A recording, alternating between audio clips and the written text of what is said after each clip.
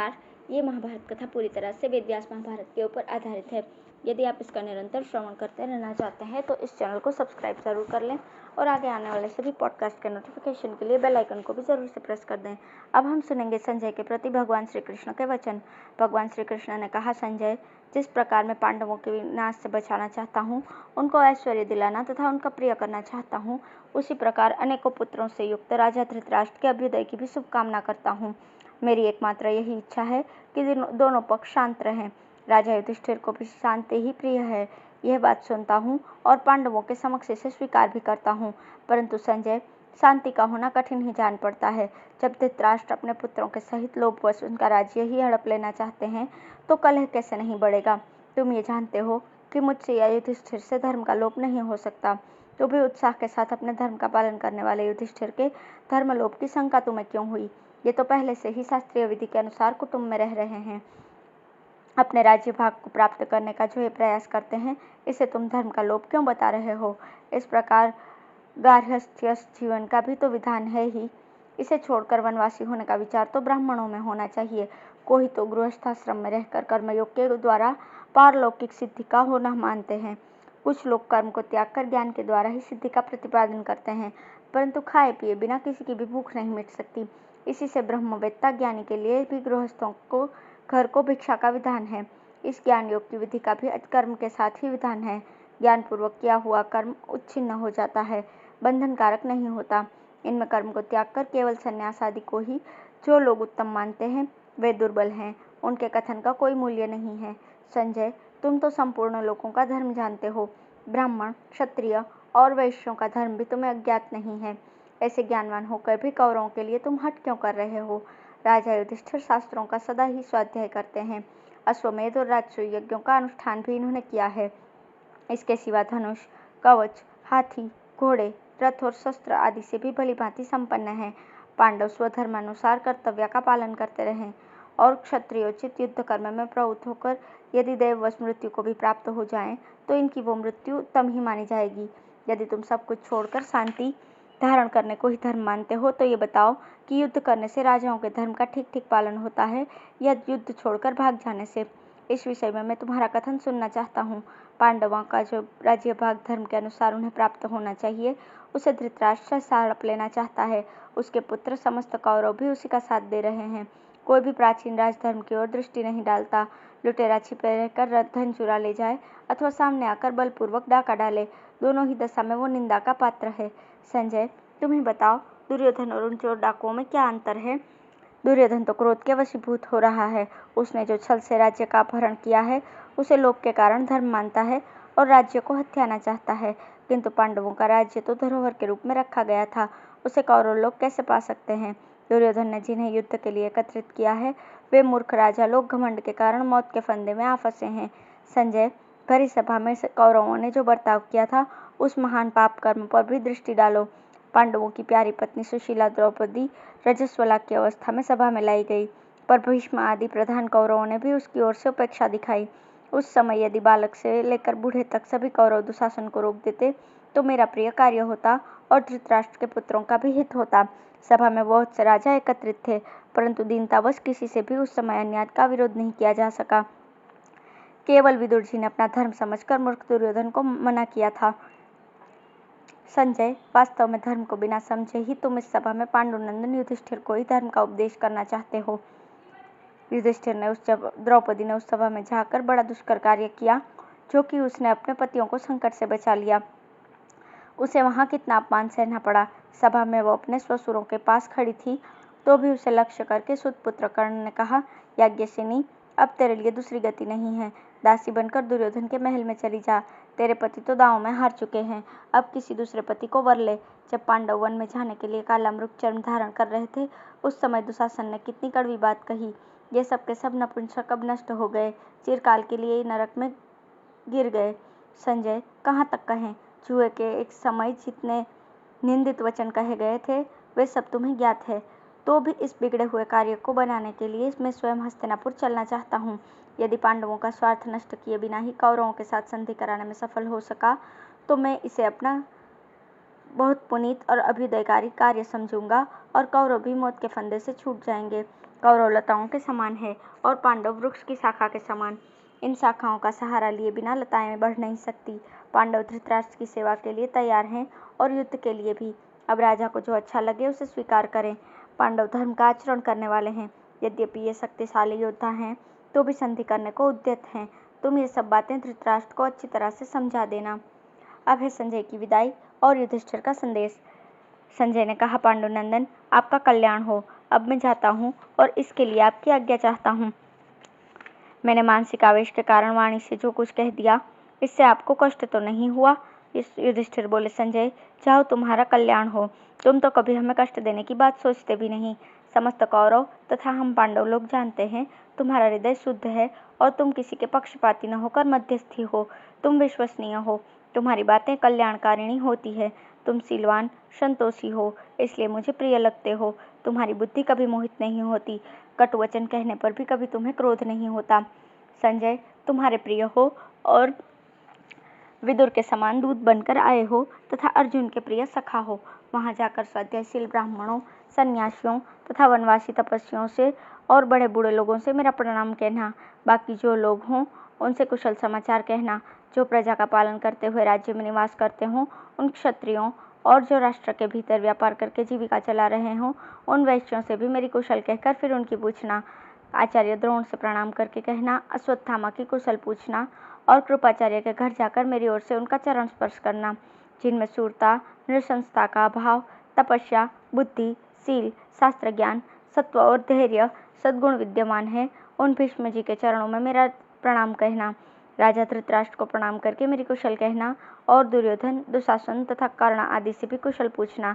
दुर्योधन ने पांडवों से युद्ध करने के लिए जिन वशाती, साल्वक, कैकई, अम्बष्ट, त्रिगर्त तथा पूर्व, उत्तर, पश्चिम, दक्षिण एवं पर्वतीय प्रांतों के राजाओं को एकत्रित किया है, उनमें जो लोग क्रूरता से रहित, सुशील और सदाचारी हों, उन सबसे भी कुशल पूछना। तात संजय, गंभीर बुद्धि वाले दीर्घदर्शी विदुर जी हम लोगों के प्रेमी, गुरु, स्वामी, पिता, माता, मित्र और मंत्री हैं। उनकी भी मेरी ओर से कुशल पूछना। कुरुकुल की जो सर्वगुण संपन्ना बड़ी बूढ़ी स्त्रियां हमारी माताएं हैं, उन सब से मिलकर हमारा प्रणाम कहना तथा वहाँ जो हमारे भाई की स्त्रियां हैं उन सब की कुशल पूछना। वे सुंदर, कीर्ति युक्त और अप्रशंसनीय आचरण वाली स्त्रियां सुरक्षित रहकर सावधानतापूर्वक गृहस्थ धर्म का पालन तो कर रही हैं ना? उनसे यह भी पूछना, देवियों, तुम अपने ससुरों के साथ कल्याणमय तथा कोमल बर्ताव तो करती हो ना? तुम लोगों पर तुम्हारे पति जिस प्रकार प्रसन्न रहें वैसा ही व्यवहार तो करती हो ना? सेवकों से पूछना, धृतराष्ट्र पुत्र दुर्योधन प्राचीन सदाचार का पालन तो करता है ना? तुम्हें सब प्रकार के भोग तो देता है ना? काने कुबड़े, लंगड़े लूले, दरिद्र तथा बौने मनुष्यों से भी जिनका दुर्योधन पालन करता है, उन सब से कुशल पूछना। दुर्योधन से कहना, मैंने जो कुछ भी ब्राह्मणों के लिए वृत्तियां नियत कर रखी थी, किंतु खेद है तुम्हारे कर्मचारी उनके साथ ठीक व्यवहार नहीं करते। मैं उनको पुनः पूर्ववत वही वृत्तियों से युक्त देखना चाहता हूँ। इसी प्रकार राजा के यहाँ जितने अभ्यागत अतिथि पधारे हों तथा सब दिशाओं से जो दूत आए हों उन सबकी कुशल पूछना और मेरी कुशल भी उन्हें सुना देना। यद्यपि दुर्योधन ने जैसे योद्धाओं का संग्रह किया है वैसे इस पृथ्वी पर दूसरे नहीं हैं, तथापि धर्म ही नित्य है। मेरे पास तो शत्रु का नाश करने के लिए एक ही धर्म बलवान है। संजय, दुर्योधन को तुम ये बात भी सुना देना, तुम्हारे हृदय को जो ये कामना पीड़ा देती रहती है कि मैं कौरवों का निष्कंटक राज्य करूं, सो इसकी सिद्धि का कोई उपाय नहीं है। हम ऐसे नहीं हैं जो चुपचाप तुम्हारा ये प्रिय कार्य होने देंगे। भारतवीर, या तो तुम इंद्रप्रस्थ का राज्य मुझे दे दो अथवा युद्ध करो। संजय, सज्जन असज्जन, बालक वृद्ध, निर्बल तथा बलवान सब विधाता के वश में हैं। मेरे सैनिक बल की जिज्ञासा करने पर भी तुम सबको मेरी ठीक स्थिति बता देना। फिर राजा धृतराष्ट्र के पास जाकर उन्हें प्रणाम करके मेरी ओर से कुशल पूछना और कहना, आपके ही पराक्रम से पांडव सुखपूर्वक जीवन बिता रहे हैं। जब वे बालक थे तब आप ही की कृपा से उन्हें राज्य मिला था। एक बार पहले राज्य पर बिठाकर अब उन्हें नष्ट होते देख उपेक्षा न कीजिए। संजय, ये भी बताना कि तात ये राज्य एक ही के लिए पर्याप्त नहीं है। हम सब लोग मिलकर आपस में साथ रहकर जीवन व्यतीत करें। ऐसा होने पर आप कभी शत्रुओं के वश में नहीं होंगे। इसी तरह पितामह भीष्म को भी मेरा नाम लेकर सिर झुकाकर प्रणाम करना और उनसे कहना, पितामह, ये शांतनु का वंश एक बार डूब चुका था, आपने ही इसका पुनः उद्धार किया था। अब आप अपनी बुद्धि से विचार करके ऐसा कोई उपाय कीजिए जिससे आपके सभी पौत्र परस्पर प्रेम पूर्वक जीवन धारण कर सकें। इसी प्रकार मंत्री, विदुर जी से भी कहना, सौम्य आप युद्ध न होने की सलाह दें, क्योंकि आप तो सदा युधिष्ठिर का हित चाहने वाले हैं। इसके बाद दुर्योधन से भी बार बार अनुनय विनय कर कहना, तुम कौरवों के नाश का कारण न बनो। पांडव अत्यंत बलवान होने पर भी पहले बड़े बड़े कलेश सह चुके हैं। यह बात सभी कौरव जानते हैं। तुम्हारी अनुमति से दुशासन ने जो द्रौपदी के केस पकड़कर उसका तिरस्कार किया, इस अपराध का भी हमने कोई ख्याल नहीं किया, किंतु अब हम अपना उचित भाग लेंगे। तुम दूसरे के धन से अपनी लोभयुक्त बुद्धि हटा लो। ऐसा करने से ही शांति होगी और परस्पर प्रेम भी बना रहेगा। हम शांति चाहते हैं, हम लोगों को हमारा राज्य का एक हिस्सा ही दे दो। सुयोधन, अविस्थल, वृकस्थल, माकंदी, वारणावर्त और 5वां कोई भी एक गांव दे दो, जिससे हम लोगों के युद्ध की समाप्ति हो जाए। हम 5 भाइयों को 5 ही गांव दे दो, जिससे शांति बनी रहे। संजय, मैं शांति रखने में भी समर्थ हूँ और युद्ध करने में भी। धर्मशास्त्र और अर्थशास्त्र का भी मुझे पूर्ण ज्ञान है। मैं समय अनुसार कोमल भी हो सकता हूँ और कठोर भी। संजय की धृतराष्ट्र से भेंट। वैशंपायन जी कहते हैं, राजन, तदंतर राजा युधिष्ठिर की आज्ञा लेकर संजय वहां से चल दिया। हस्तिनापुर में पहुंचकर वो शीघ्र ही अंतःपुर में गया और द्वारपाल से बोला, प्रहरी, तुम राजा धृतराष्ट्र को मेरे आने की सूचना दे दो। मुझे उनसे अत्यंत आवश्यक कार्य है। द्वारपाल ने जाकर कहा, राजन प्रणाम, संजय आपसे मिलने के लिए द्वार पर आए हैं। पांडवों के पास उनका आना हुआ है, कहिए उनके लिए क्या आज्ञा है। धृतराष्ट्र ने कहा, संजय को स्वागत पूर्वक भीतर ले आओ। मुझे तो कभी भी उससे मिलने में रुकावट नहीं है, फिर वो दरवाजे पर क्यों खड़ा है। तत्पश्चात राजा की आज्ञा पाकर संजय ने उनके महल में प्रवेश किया और सिंहासन पर बैठे हुए राजा के पास जाकर हाथ जोड़कर कहा, राजन, मैं संजय आपको प्रणाम करता हूँ। पांडवों से मिलकर यहाँ आया हूँ। पांडुनंदन राजा युधिष्ठिर ने आपको प्रणाम कहा है और आपकी कुशल पूछी है। उन्होंने बड़ी प्रसन्नता के साथ आपके पुत्रों का समाचार पूछा है।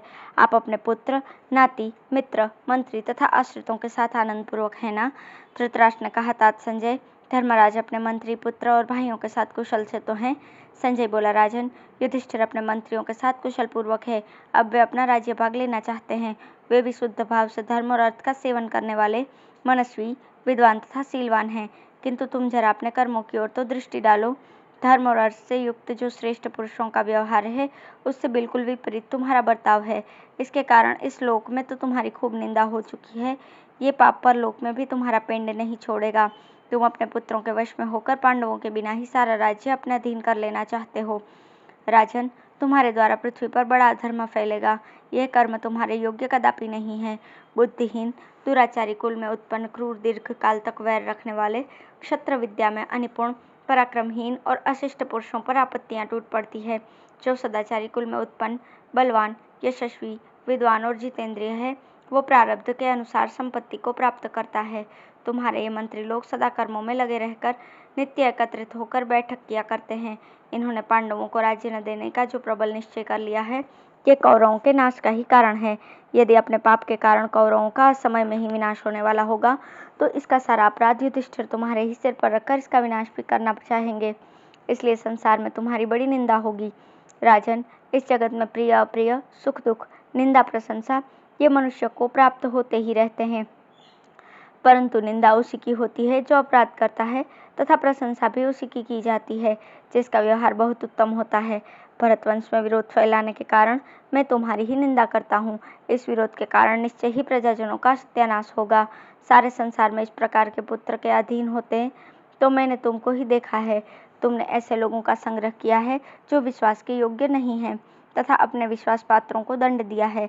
इस दुर्बलता के कारण अब तुम इस पृथ्वी की रक्षा करने में कभी समर्थ नहीं हो सकते। इस समय रथ के वेग से बहुत हिलने डुलने के कारण मैं थक गया हूँ। यदि आज्ञा दो तो बिछाने पर सोने के लिए जाऊं। प्रातःकाल सभी कौरव जब सभा में एकत्रित होंगे, उस समय अजातशत्रु के वचन सुनना। धृतराष्ट्र ने कहा, सुतपुत्र, मैं आज्ञा देता हूँ, तुम घर पर जाकर शयन करो। सवेरे सभा में ही तुम्हारे कहे हुए युधिष्ठिर के संदेश को सभी कौरव सुनेंगे। धन्यवाद।